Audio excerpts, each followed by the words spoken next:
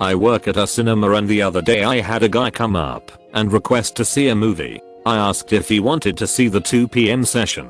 It was around 1:30 p.m. and he replies obviously. It's not always obvious to me though, and I'd rather be safe than sorry, so I always check. It's also a thing at my cinema where, if you sign up for our awards program, free to join, you save a hefty amount of cash off each ticket, so I always suggest joining before selling a ticket. I started my spiel with this guy when he interrupted and said I'm not joining anything. So I ask if he has any concession cards, and he rolls his eyes and says no. I just said I'm not joining anything, which wasn't even what I had asked him. At this point I'm getting annoyed, cause I'm just trying to help the dude save money and he's getting annoyed with any question I ask him. I know I have to ask where he wants to sit, and when I do he says in a seat. I ask if he wants to be more specific, and he gives me the filthiest look and says this is taking so effing long. Just put me anywhere. It had only been probably a minute or two of conversation, so I'm pretty ticked off at this point. So, I pick his seat for him. Front row as far to the side as possible in a 400-person cinema with a giant bud screen. I've just posted this as a comment, but thought I would put it in as a separate post. I work in healthcare in the UK. I won't say who it's for, so I don't get into trouble, but it's the free healthcare that everyone gets. I color my hair various colors and it really helps my mental health and fits in with my identity. I've been doing this within this organization for the past 12 years and it's a running joke with my non-asshole colleagues that they don't know what color hair I will have on my next shift. My patients love it and some of them even went to my hairdressers to have this colored the same. My hospital brought in a no unnatural colors policy. This really pissed me off as I spend a proportion of my day staring at vaginas, and not one of them has ever complained about my hair. Prior to the policy coming into effect, my manager approached me twice to remind me as an courtesy. At that time, my hair was a silvery grey, which is a natural hair color. However, they didn't specify no unnatural hair colors. Cue me turning up to work with bright pink hair. Manager takes me aside, reminds me of the uniform policy, and says she will have to send me home. This then gives me the opportunity to point out the flaw in their policy and show her several colors of bright pink flowers native to the UK. I inform her that I haven't breached the policy, and if she sends me home it will be on full pay, and I will involve my union. The end result was me working the rest of the shift and the rest of the next 2 months with bright pink hair while the management were correcting the policy. I've toned it down to a pastel pink as my kids said I was embarrassing, but it's still a win for me. I'm working in a different department which gives zero craps about my hair color because, again, vaginas. Years ago, I was doing construction for a casino in the restaurant portion while another company was working on the hotel. The general contractor was notorious for being a dick and insisted no extra work was to be done without prior written authorization and approval by the owners and architect. Basically follow the plans exactly. This happens time to time, and usually they find little mistakes and submit an update and approve the added expense. Not this time. 10 floors were built exactly per plan. The top 2 were luxury suites, marble floor to ceiling in the bathrooms. Really expensive stuff. Towards the end of the job, they're walking off the suites. Probably 95% of everything is done. Where's the light switch in the bathroom? Head electrician just smiles. None in the plans, sir. We followed the plans to the letter, just like you said. No lights, no switches. We could hear screaming several floors down.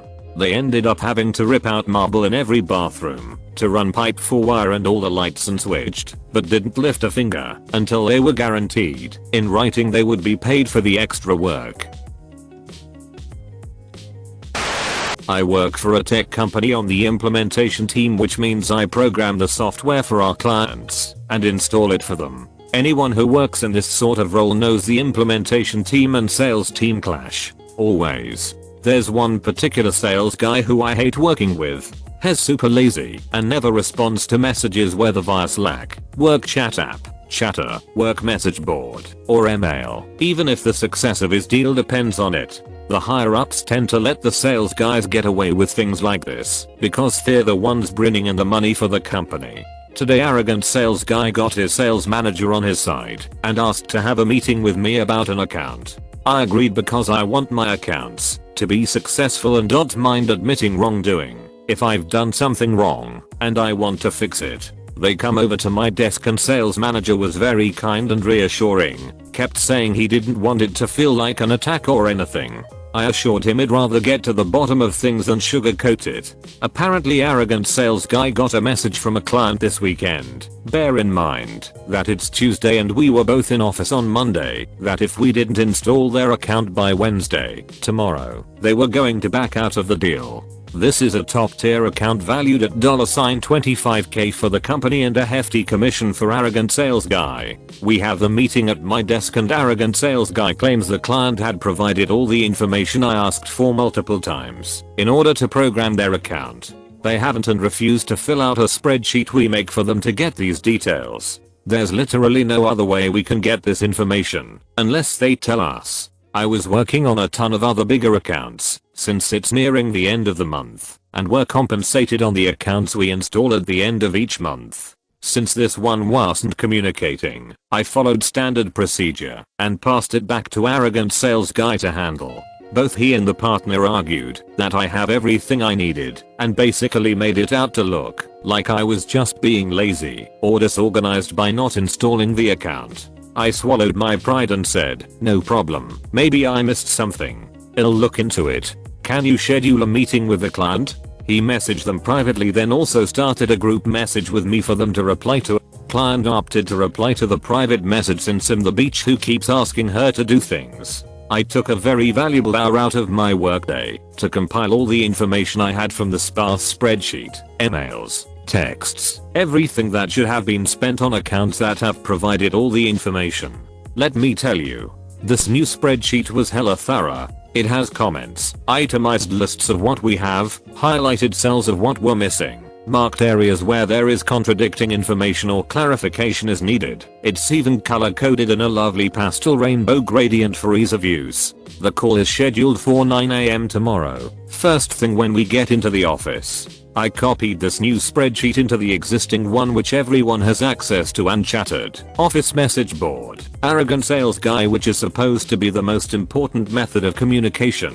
Copying both my boss and sales manager as is procedure. Asking him to reach out to the client and have them fill in the missing info before the call tomorrow. Otherwise I won't be able to be on the call since we need to prioritize accounts that are ready. There's no way he's going to see or respond to that message. I got in an hour early today for another onboarding call of his for which he failed to attend and the client no-showed.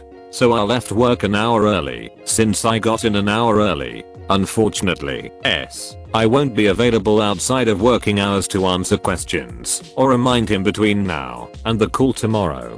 So we likely won't have the call, which he likely won't know happened since he never shows. This means that during our daily account overview meeting with the executives he'll get to say the call didn't happen and he'll just be sitting there with no idea of what's going on, thus losing the deal since it has to install by tomorrow or the partner is backing out. I can't wait for work tomorrow. Edit. Arrogant sales guy told my boss the client said they weren't going to sign with us unless we installed by tomorrow, and when I asked him in the meeting with his boss why he didn't tell me, he said he was following the correct chain of command by going through my boss. So I went through the correct chain of command by refusing the call unless the spreadsheet is filled out by tomorrow and telling him to have the client fill it out over chatter, which I know he won't check, and copying my boss and sales manager so they know has the reason it didn't happen.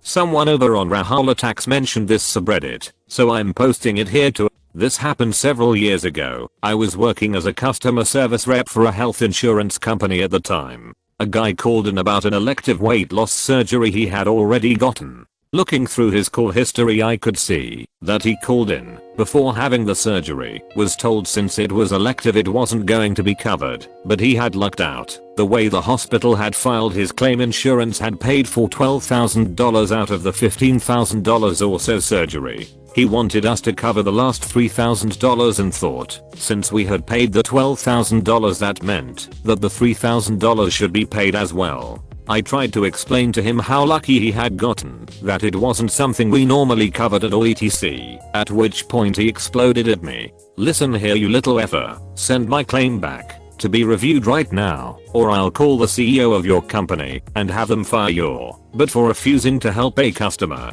I immediately said yes sir, I'll send your claim back to be reviewed right away. Forwarded his claim back to the review department with an explanation of what the surgery was for. He called back a few weeks later yelling about how we had reversed payment on the $12,000, but I just had my manager handle the call since I didn't want to deal with him. Thank you for watching. Slap that like button and comment your opinion on these stories below. I'm waiting. Write that comment. Seriously. Have you written it yet? If you don't comment, you make a bunny cry somewhere. You're not that kind of person. I know. Anyways, peace out and catch you tomorrow.